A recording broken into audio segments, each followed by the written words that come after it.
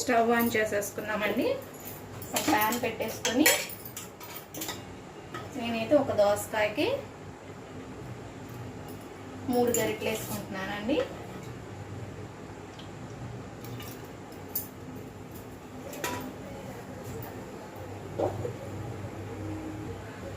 Oil heat ఎక్కిందో లేదో చూసుకొని ఉడకపెట్టిన రొయ్యల్ని వేసేసుకోవాలండి. వేసుకొని కొంచెం వేగనివ్వాలి. కొంచెం వేగితే పచ్చివాసన లేకుండా బాగుంటుంది. కొద్దిగా ఇలా వేగాక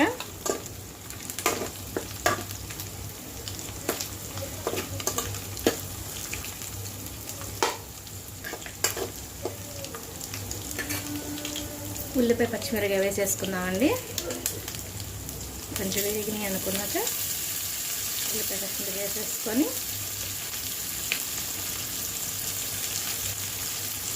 కొద్దిగా వేగనివ్వాలి. వీటిని కూడా ఉల్లిపాయ పచ్చిమిరపకాయలని.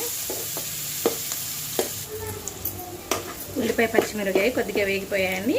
ఇప్పుడు సన్నగా తరిగి పెట్టుకున్న దోసకాయ ముక్కల్ని వేసేసుకుందాము.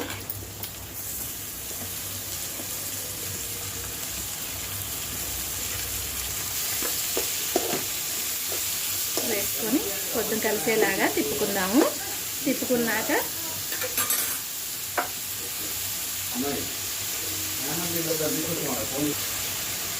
ఒక స్పూన్ కల్లుప్పు వేసుకుంటున్నానండి. నేను ఇంట్లో కల్లుప్పు వాడతాను.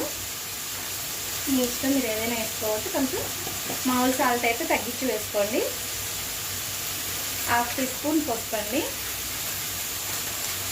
వేసుకొని బాగా తిప్పుకోవాలి.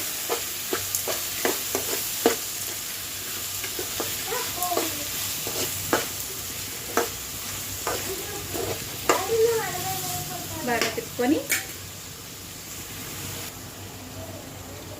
కలుపుకున్నాక కొంచెం మూత పెట్టేసేసుకొని మగ్గనిద్దామండి.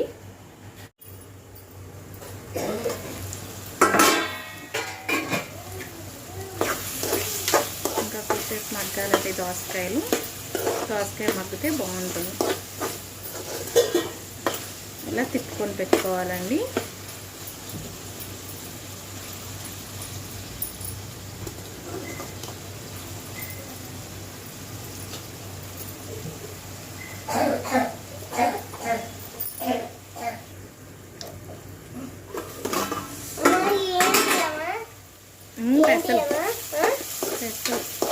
కొంచెం సేపు మగ్గాలండి. ఇంకా ముక్క ఇలా ఉన్నప్పుడు తీయకూడదు.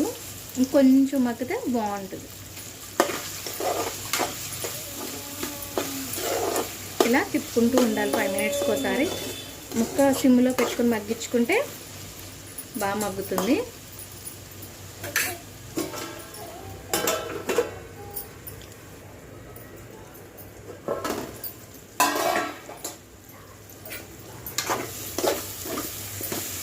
దోసకాయ మగ్గినట్టేనండి. కొంచెం మగ్గినట్టుగా కనపడుతుంది కదా, తెల్లగా లేకుండా. ఇప్పుడు దోసకాయ కారం ఎక్కువ పడుతుందండి. నేనైతే ఒక దోసకాయకి 1 టీ స్పూన్ వేస్తున్నాను కారం. ఇంకా వేసుకోవచ్చు తినాలనుకునే వాళ్ళు. అని మా ఇంట్లో చిన్నపిల్లలు ఉన్నారండి, అందుకే 1 స్పూన్ వేసాను. దోసకాయకి మంట ఉండదు, పులుపు చంపేస్తుంది అన్నమాట. అందుకని కొంచెం తగ్గించి వేసుకున్న 1 స్పూన్కి వేసుకొని కలుపుకోవాలండి. కూసేపు కొద్దిగా అలా సిమ్లో మగ్గనివ్వాలి. ఎందుకంటే కారం వేసిన వెంటనే వాటర్ కూడా పోయకూడదండి. పోస్తే ముక్కలు పచ్చి వాసన వస్తాయి అన్నమాట. కారం కంపు కొట్టింది. అందుకని కొద్దిగా మగ్గనివ్వాలి కారం వేసాక. కారం వేసాక కొంచెం పచ్చివాసన పోయింది కదండి. ఇప్పుడు గ్లాస్ వాటర్ పోసేసుకున్నాము. ఆల్రెడీ 50% ఉడికిపోయింది కదా, మగ్గించాను కదా దోసకాయని. 1 గ్లాస్ వాటర్ పోసుకుంటే సరిపోతుంది. ఇప్పుడు లో ఫ్లేమ్లో పెట్టుకొని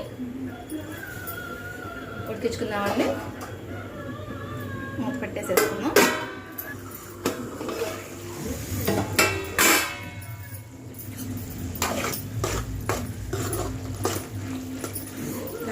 వేసుకున్నప్పుడు 2 కరివేపాకు రెబ్బలు వేసుకోండి, కమ్మగా ఉంటుంది. ఎందుకంటే కలగలుపుకున్నప్పుడు ఇలా దోసకాయ రొయ్యలు అనుకున్నప్పుడు వేసుకుంటే బాగుంటుంది, వాసన స్మెల్ సూపర్ ఉంటుందండి.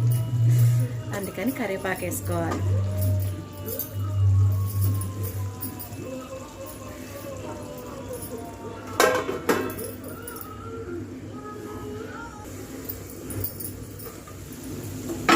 కూర మగ్గిపోయిందండి, ఉడికిపోయినట్టే. ఇప్పుడు పొయ్యి ఆఫ్ చేసేసుకుందామండి. పొయ్యి ఆఫ్ చేసేసుకుని సర్వ్ చేసేసుకోవటమే.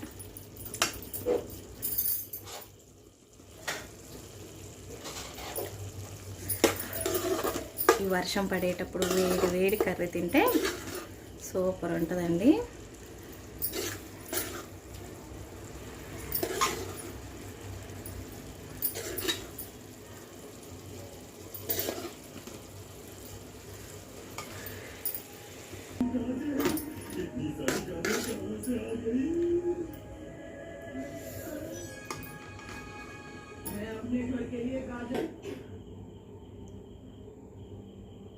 ఎంతో రుచికరమైన దోసకాయ రొయ్యల కూర రెడీ అండి.